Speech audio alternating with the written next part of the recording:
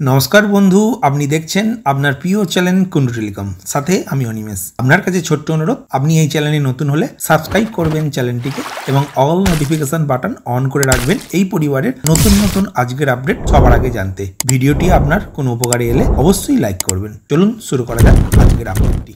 আপনারা যারা যুবশ্রী প্রাপক তাদের জন্য খুশির খবর আছে। আজকে বিকাল 3টের পর থেকে অনেক যুবশ্রী প্রাপকের ব্যাংক অ্যাকাউন্টে 1500 টাকা করে ক্রেডিট হয়েছে। প্রসঙ্গত, যুবশ্রী প্রকল্প হলো পশ্চিমবঙ্গের শিক্ষিত অথচ বেকার ছেলে মেয়েদের জন্য।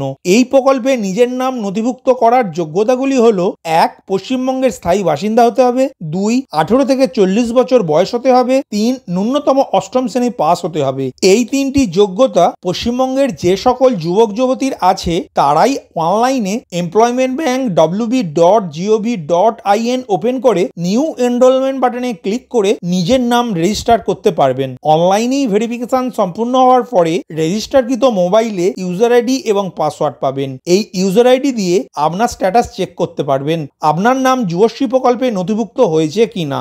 যদি আপনার নাম যুবশ্রী প্রকল্পে নথিভুক্ত হয় তখন আপনাকে নিজের এসডিও অফিসের এমপ্লয়মেন্ট ব্যাংক সেকশনে গিয়ে অ্যানেক্সার 1 এবং অ্যানেক্সার 2 জমা করতে হবে। তারপর আপনার নাম সিলেক্টেড হলে তবেই আপনার ব্যাংক অ্যাকাউন্টে প্রতি মাসে এনইএফটি পদ্ধতির সাহায্যে 1500 টাকা করে পেতে শুরু করবেন।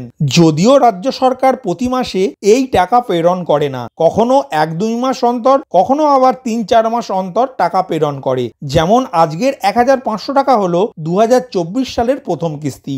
এর আগে 2023 সালের ডিসেম্বর মাসে 3টি কিস্তির টাকা অর্থাৎ 4500 টাকা ক্রেডিট হয়েছিল যুবশ্রী প্রাপকদের ব্যাংক অ্যাকাউন্টে। এখন অন স্ক্রিন একটি মোবাইল স্ক্রিনশট দেখতে পাচ্ছেন, যেখানে লেখা রয়েছে your claim of ₹1500 other grants is released from Calcutta PAO2 Treasury and is scheduled to be credited to bank account number on 28/3/2024 WBIFMS। অর্থাৎ আপনার প্রাপ্য 1500 টাকা Calcutta pay and accounts office to treasury থেকে ছেড়েছে এবং আপনার ব্যাংক অ্যাকাউন্ট নাম্বারে credit হয়েছে 28/3/2024 তারিখে। এই টাকা এবং এসএমএসটি এসেছে West Bengal integrated financial management সিস্টেমের মাধ্যমে। অন্যদিকে আরও একটি স্ক্রিনশট দেখতে পাচ্ছেন, যেটি যুবশ্রী প্রাপকের ব্যাংক পাঠিয়েছে। এই ব্যাংকটি হলো এসবিআই ব্যাংক। এখানে লেখা রয়েছে, deer customer, INR 1500 credited to your account on through NEFT with NEFT number by pay and accounts office to West Bengal ই প্রধান। অর্থাৎ পশ্চিমবঙ্গ সরকারের পে অ্যান্ড অ্যাকাউন্টস অফিস দ্বিতীয় থেকে 1500 টাকা এনইএফটি পদ্ধতির মাধ্যমে প্রাপকের ব্যাংক অ্যাকাউন্টে ক্রেডিট হয়েছে। যুবশ্রী প্রকল্প নিয়ে ছোট্ট এই খুশির খবরটি আপনাদের জানানো ছিল। এই রকম ছোট্ট অথচ গুরুত্বপূর্ণ আপডেট আপনাদের কেমন লাগলো তা অবশ্যই কমেন্ট করে জানাবেন।